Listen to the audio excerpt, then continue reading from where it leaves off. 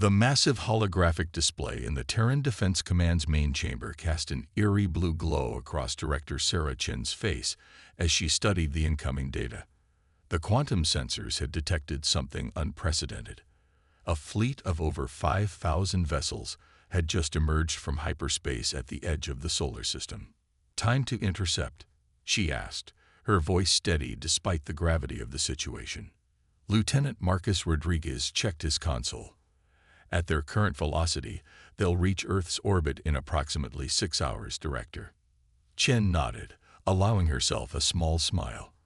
For 15 years, she had led the Terran Defense Initiative, preparing humanity for this exact moment.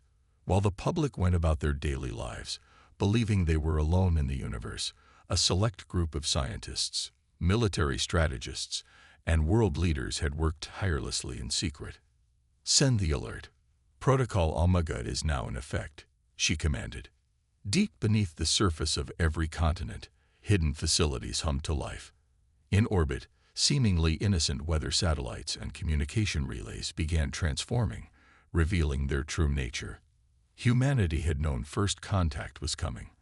They had detected the Empire's scout probes years ago and had been preparing ever since. The Drachnid Empire's flagship emerged from the fleet, its crystalline hull gleaming in the distant sunlight. High Admiral Vexthor stood on his command bridge, mandibles clicking in anticipation. This was merely a formality, another primitive world to add to the Empire's ever-growing collection. In 10,000 years of expansion, no civilization had ever refused their invitation to join. The transmission from Earth caught him by surprise. Instead of panic or awed submission, a calm human face appeared on his view screen. "This is Director Sarah Chen of the Terran Defense Initiative. We've been expecting you." Vexthor's compound eyes narrowed. This wasn't the usual response. "I am High Admiral Vexthor of the Drachnid Empire. Your world has been chosen to join our glorious civilization. Resistance would be unfortunate." Chen's expression remained neutral. "Admiral, we've studied your empire extensively. We know about the quantum suppression fields you use to disable planetary defenses. We know about your neural disruptors that break planetary leadership's will to fight. We know everything." For the first time in his 300-year career, Vexthor felt uncertainty creep into his thoughts. "Impossible. Your species has barely reached your own moon. That's what we wanted you to think." Chen pressed a button on her console. Around Earth, thousands of quantum generators activated simultaneously. A shimmering field of energy expanded outward, encompassing the entire planet. "We detected your probes 15 years ago. Instead of announcing it to the world, we prepared. Every satellite you've observed, every radio transmission you've intercepted, all carefully crafted to make us appear primitive." The Admiral's mandibles clicked rapidly, a sign of agitation. "You dare to defy the Empire? We have conquered 10,000 worlds. And you've grown complacent because of it," Chen replied. "You assume every civilization you encounter will follow the same pattern: shock, awe, submission. But humanity is different. We saw you coming, and we chose a different path." Vexthor's patience ended. "Enough. Deploy the suppression field." The Empire's ships activated their most powerful weapon, a quantum field designed to disable any technology more advanced than simple electronics. It had never failed before. But when the field reached Earth's defenses, something unexpected happened. Nothing. Earth's shield remained intact. Their defense systems continued functioning perfectly. Chen allowed herself another small smile. "Your suppression field technology is based on quantum interference patterns developed 8,000 years ago. We developed our systems using completely different principles. You can't suppress what you don't understand." "Impossible." Vexthor raged. "No primitive world could." "We are not primitive, Admiral," Chen interrupted. "We simply chose to appear that way. This is your only warning. Leave Earth's solar system immediately, or we will be forced to demonstrate exactly how advanced we really are." In the tense silence that followed, both leaders knew this was a turning point. Humanity had done what no other civilization had managed in 10,000 years. They had caught the Drachnid Empire completely off guard. "The Emperor will hear of this defiance," Vexthor threatened. "Good," Chen replied. "Tell him that Earth is closed to the Empire, and tell him that if he chooses to ignore this warning, he'll learn exactly why we spent 15 years preparing for this moment." As the transmission ended, Chen turned to her staff. "Ready all defense stations. The real test will come when they decide to show us their full strength." Around Earth, hidden weapons platforms powered up, quantum shields strengthened, and humanity's own fleet emerged from concealment. They had spent 15 years preparing for this confrontation, developing technologies the Empire couldn't detect or counter. The Drachnid Empire was about to learn a harsh lesson about underestimating humanity's capacity for innovation and determination. Earth wasn't just another primitive world to be conquered. It was humanity's home, and they would defend it with every advancement and innovation they had secretly developed. The first round had gone to Earth, but everyone in the Terran Defense Command knew this was just the beginning. The Empire wouldn't accept defeat easily. Their pride wouldn't allow it. But that pride was about to become their greatest weakness, and humanity was ready to exploit it. The Emperor's response came 3 days later. A massive fleet of 10,000 ships emerged from hyperspace, their hulls gleaming with crystalline energy weapons. The Imperial flagship, nearly the size of a small moon, took position at the front of the formation. In the Terran Defense Command Center, Director Chen watched the tactical display with calculated calm. Lieutenant Rodriguez's fingers danced across his console, analyzing the incoming data. "They've brought their planet killer vessels, Director. 15 of them." "As expected," Chen replied. She turned to Dr. Maya Patel, head of Earth's Quantum Defense Division. "Are the probability shields ready?" Dr. Patel nodded, her dark eyes reflecting the holographic displays surrounding them. "All systems nominal. The Empire still hasn't detected our true defensive grid. They think those orbital platforms are primitive missile launchers." The Emperor's transmission came through on all frequencies, impossible to ignore. His form materialized in the command center, a towering figure with iridescent scales and multiple sets of eyes. "I am Emperor Zexthor the Magnificent, ruler of 10,000 worlds. Your defiance ends today." Chen stood straight, hands clasped behind her back. "Your Majesty, we're transmitting coordinates for your fleet's safe withdrawal from our system. I suggest you use them." The Emperor's laugh echoed through the chamber. "You still don't understand your position. This fleet has destroyed civilizations far more advanced than yours. Your pitiful defenses will demonstrate exactly why we spent 15 years preparing for this moment." Chen interrupted. She nodded to Dr. Patel. "Show them." Around Earth, thousands of quantum nodes activated simultaneously.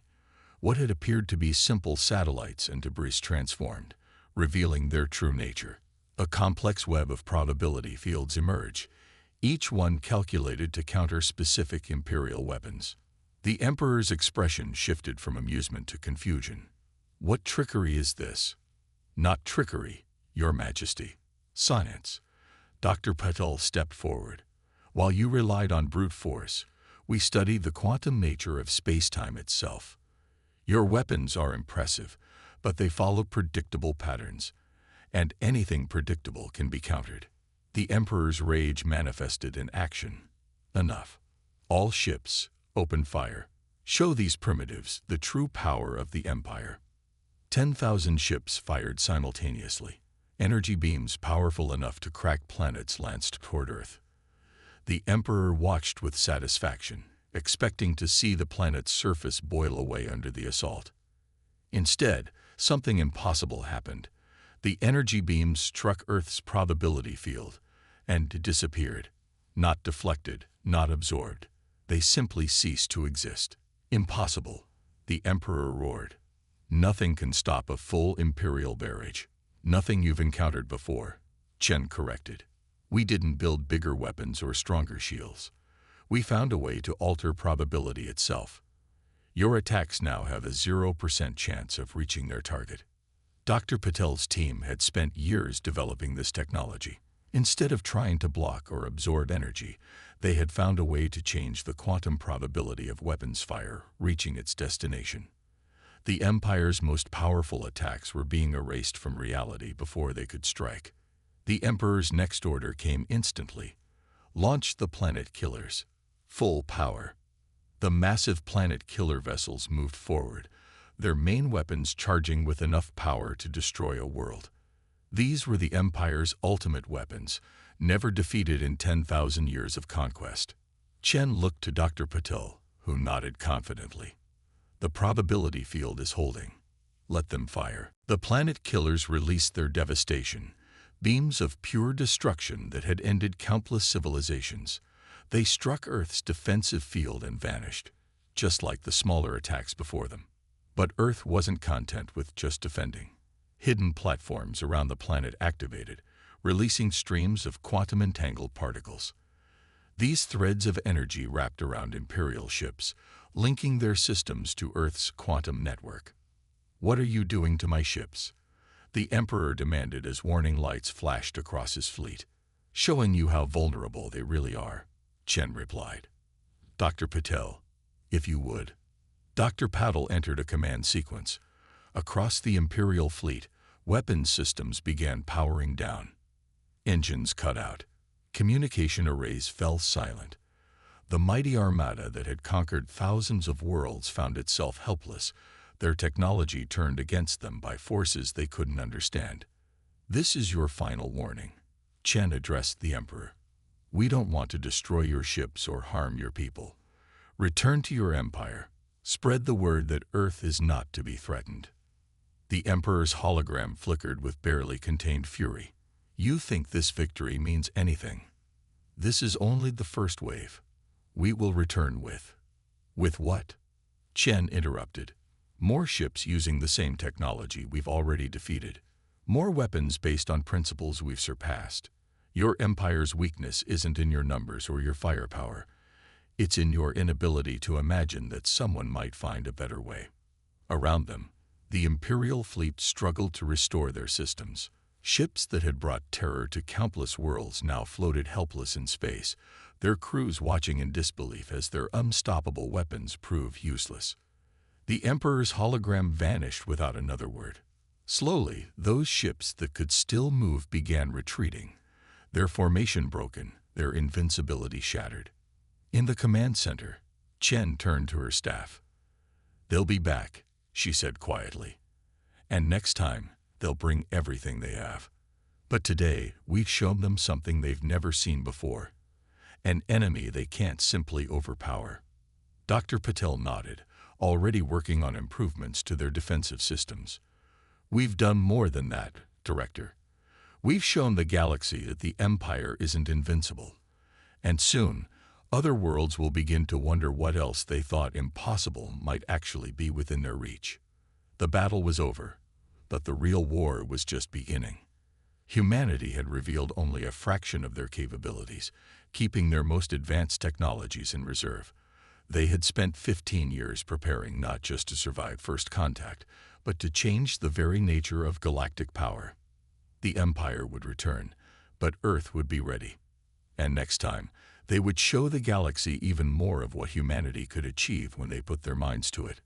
1 month after their humiliating retreat, the Drachnid Empire returned. This time, they darkened the solar system with 20,000 warships, their entire primary fleet. The massive armada emerged from hyperspace in perfect formation, their crystalline hulls forming patterns that had terrorized galaxies for millennia.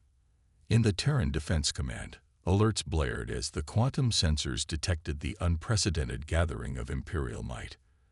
Director Chen studied the tactical display, her expression grave. "Status report." "They'd brought everything," Lieutenant Rodriguez announced, his voice tight. "Capital ships, planet killers, dimensional rifters, weapons we've only theorized about." Dr. Patel's hands moved rapidly across her console. "They've modified their quantum signatures. They're trying to bypass our probability shields." Chen nodded slowly. The Empire had spent the last month adapting, learning from their previous defeat. Now they would see if humanity's preparations were truly enough. The Emperor's hologram appeared, but this time he wore ancient battle armor that pulsed with strange energies. "I am done with diplomacy," he declared. "Your world ends today." "Your Majesty," Chen responded calmly. "I see you've made improvements to your fleet." "So have we." She nodded to Dr. Patel, who activated Earth's newest defense system. Deep beneath the oceans, massive quantum accelerators powered up. In orbit, hidden stations began generating dimensional anchor points. The Empire had brought their entire fleet, exactly as humanity had hoped. The Imperial attack began with a new weapon. Thousands of small devices launched from the fleet, creating a web of quantum disruption fields designed to unravel Earth's defensive screens. "Dimensional rifters deployed," Rodriguez reported. "They're trying to tear holes in space-time around our shields." Dr. Patel allowed herself a small smile. Initiating Protocol Omega. The quantum disruption web struck Earth's defenses and immediately inverted. The Empire's own technology turned against them, creating a complex maze of spatial distortions that their ships couldn't navigate. "Impossible," the Emperor raged. "Those fields were specifically designed to attack our previous shield configuration." Chen interrupted. "We've been monitoring your research facilities, Your Majesty. Every countermeasure you developed, we prepared for." The Emperor's response was immediate. "All ships, full assault. Overwhelm them with everything we have." 20,000 ships fired simultaneously. Energy weapons, dimensional rifters, quantum disruptors. The Empire unleashed every weapon in their vast arsenal. The space around Earth lit up brighter than the sun as the greatest armada in history unleashed its fury. But humanity had prepared for this moment. The underwater quantum accelerators activated, creating a cascading field of probability fluctuations. Each Imperial weapon found itself firing into a space where its effect had zero probability of occurring. "Their weapons are ineffective," Rodriguez reported, "but our power consumption is massive. The shields can't maintain this level of defense indefinitely." Chen turned to Dr. Patel. "Time to show them our real surprise." Dr. Patel entered a complex series of commands. Around the solar system, hidden quantum nodes activated. These weren't defensive systems, they were something entirely new. "Initiating quantum entanglement cascade," Dr. Patel announced. The effect was subtle at first. Imperial ships began experiencing strange anomalies. Weapons wouldn't fire. Engines responded sluggishly. Communications became garbled. "What are you doing to my fleet?" the Emperor demanded. "Teaching you about humanity's greatest strength," Chen replied. "We don't just adapt, we innovate. Your empire has spent 10,000 years perfecting existing technology. We spent 15 years imagining new possibilities entirely." The quantum entanglement cascade spread through the Imperial fleet like a virus. Ships found their systems linked together in ways their engineers had never imagined possible. The more they tried to coordinate their attacks, the more entangled their systems became. "All ships, break formation," the Emperor commanded. "Launch independent attacks." But it was too late. The entanglement had reached critical mass. Ships that tried to attack found themselves powering down instead. Vessels attempting to retreat suddenly accelerated toward their allies. The mighty Imperial fleet had become a quantum-linked chaos of contradictory commands and failing systems. Dr. Patel's voice was quiet but proud. "The entanglement is stable. Their entire command and control network is now part of our quantum matrix." Chen addressed the Emperor directly. "Your fleet is now operating in a quantum superposition of our design. Every aggressive action they attempt has an equal probability of doing the opposite. The more you fight, the more control you lose." The Emperor's hologram showed genuine fear for the first time. "This is beyond science. This is impossible." "No, Your Majesty. This is human innovation. We didn't try to match your technology. We transcended it entirely." Across the Imperial fleet, ships hung powerless in space, their mighty weapons reduced to useless crystalline decorations. The greatest armada in history had been defeated not by superior firepower, but by human ingenuity. "This is your final chance," Chen declared. "Return to your empire. Tell them what you witnessed here. Spread the word that Earth is not to be threatened." The Emperor's response was lost in static as his flagship's communication system succumbed to the quantum cascade.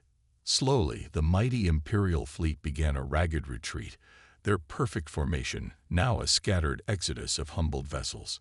In the command center, celebrations were tempered by the knowledge that this victory would have far-reaching consequences. They had not just defeated the Empire, they had shown the galaxy that the supposedly invincible could be overcome. "They'll adapt again," Dr. Patel warned. Next time, Chen interrupted with a knowing smile. "We'll show them something even more impossible. That's the real secret of humanity's strength. We never stop imagining new possibilities."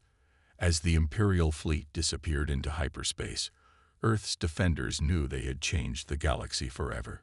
The Empire's myth of invincibility was shattered, and soon, other worlds would begin to dream of their own freedom. The real challenge was just beginning. News of Earth's victories spread through the Empire like wildfire. Despite Imperial censors' best efforts to suppress the information, tales of the small blue planet that had humbled the mighty Imperial fleet reached every corner of conquered space. Throughout the Empire's 10,000 subjugated worlds, hope began to stir. Director Chen stood before the Terran Defense Council, reviewing reports from their deep space monitoring network. "The Empire's grip is weakening," she announced. "We're detecting unusual activity across multiple sectors." Dr. Patel brought up a galactic map showing dozens of flickering points of light. "These are quantum anomalies, signs that other worlds are attempting to replicate our defensive technology. They're not succeeding, but they're trying." Lieutenant Rodriguez added, "We're also intercepting increased encrypted communications between formerly isolated worlds. The Empire's ban on interplanetary contact is breaking down." Chen studied the data with careful consideration. Earth's victory had done more than defeat an invasion. It had shattered the Empire's image of invincibility. Now, countless species were beginning to question their submission. The Council Chamber's main screen activated, showing an incoming transmission. The sender's signal was heavily encrypted, bouncing between multiple relay points to hide its origin. When the image stabilized, it showed representatives from 5 different species, each from a different conquered world. "People of Earth," spoke a tall, ethereal being with crystalline features. "We are the Liberation Council. Your resistance against the Empire has given us hope. We seek your guidance." Chen shared a look with her colleagues. This was the moment they had prepared for, the real reason they had spent so much time developing their defensive technologies. "We're honored by your trust," she replied carefully. "But communication between Imperial worlds is forbidden. The risks you're taking are necessary," interrupted another figure, this one seemingly composed of living energy. "For 10,000 years, we believed resistance was impossible. You proved otherwise. We would rather die fighting for freedom than live another millennium under Imperial rule."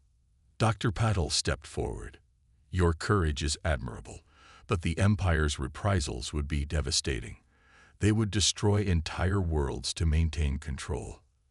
"They would try," said a third representative, their insectoid features clicking with determination. "But perhaps you could help us defend ourselves, as you have defended Earth." This was the crucial moment, the decision that would change the galaxy forever. Chen took a deep breath before responding. "What you're suggesting would be considered an act of war by the Empire. They committed acts of war against our peoples millennia ago, the energy being countered. We're simply finally fighting back." Chen nodded to Dr. Patel, who activated a secure data channel. "We anticipated this moment. We've prepared simplified versions of our defensive technology, systems that can be built using materials and techniques available on most worlds." The Liberation Council members showed various signs of shock and hope. "You would share such technology?" the crystalline being asked. "Even knowing the Empire's reaction?" Earth didn't develop these defenses solely for our own protection, Chen explained. We spent 15 years preparing to help free the galaxy. But understand, this won't be easy. The Empire will respond with unimaginable fury. They already respond with fury to the slightest disobedience, said the fourth representative, their plant-like appendages waving with emotion. At least now we'll be able to defend ourselves. Over the next several hours, the Council shared their plans. Earth would transmit defensive technology specs through hidden quantum channels. The subjugated worlds would prepare in secret, building their defenses beneath the Empire's watchful eyes. When ready, they would rise up simultaneously, presenting too many targets for even the Imperial fleet to suppress. As the transmission ended, Lieutenant Rodriguez reported new data. Director, we're detecting increased Imperial fleet activity. They're splitting their forces, trying to maintain tighter control over their worlds. Good, Chen replied. The more they spread their fleet, the weaker each individual squadron becomes. They're playing right into our strategy. Dr. Patel's console beeped with urgent information. The first data packages have been received. 20 worlds have already begun constructing quantum shields based on our designs. The council chamber filled with quiet determination. They all knew that helping other worlds resist the Empire would bring consequences. The Empire would realize Earth wasn't content merely defending itself. They were actively working to dismantle Imperial power. How long until the first worlds are ready? Chen asked. Based on their current progress, 2 months at most, Dr. Patel replied. The Empire has no idea their slaves are about to become their equals. In the following weeks, more worlds joined the hidden resistance. The Empire's iron grip began to slip as their subjects discovered newfound courage. Ships that had once inspired terror now found themselves confronting populations that no longer feared them. The Emperor, enraged by reports of growing disobedience, ordered increased military presence across his domains. But this only spread his forces thinner, making each garrison more vulnerable. The Empire had never faced a coordinated rebellion before. Their entire system of control was based on keeping worlds isolated and afraid. In the Terran Defense Command, Chen watched the galaxy's power structure beginning to shift. Status report on the Liberation Council worlds. 15 have completed their defensive systems, Rodriguez announced.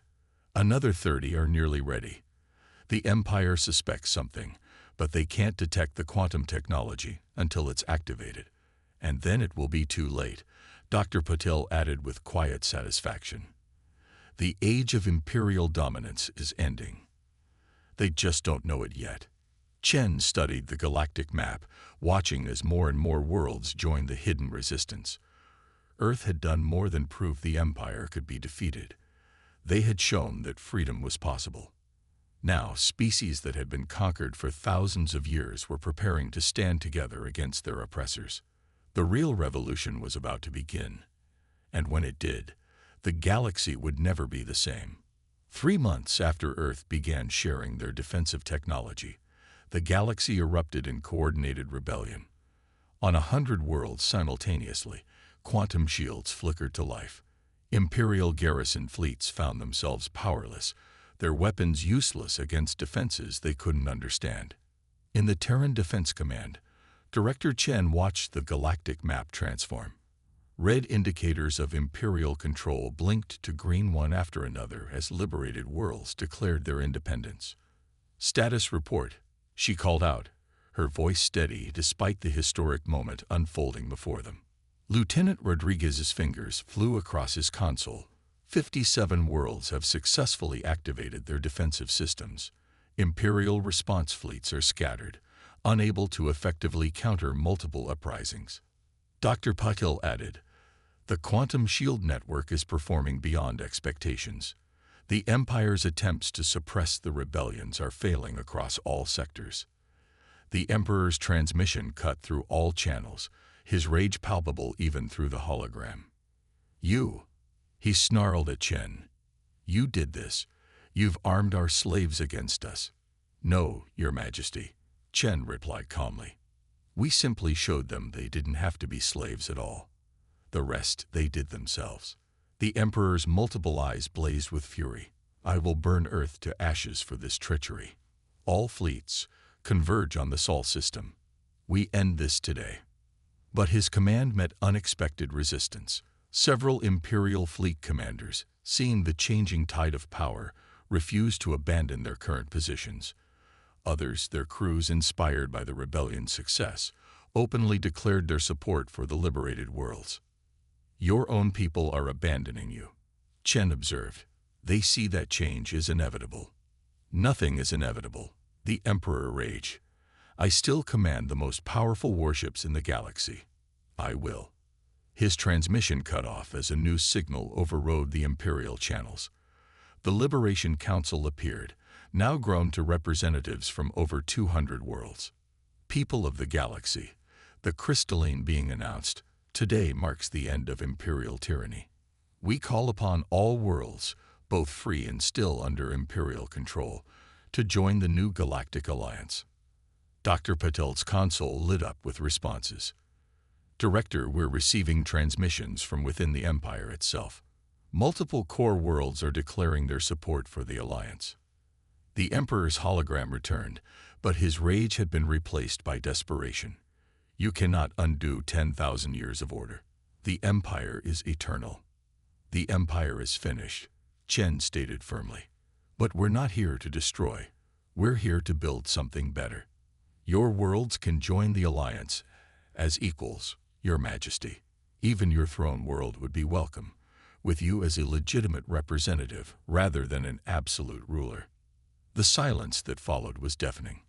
Across the galaxy, billions of beings waited to see if 10,000 years of history would end in liberation or devastation. Finally, a new voice joined the transmission. The Emperor's own chief advisor. Your Majesty, she said, her scaled features showing both respect and determination. The Imperial Council has voted.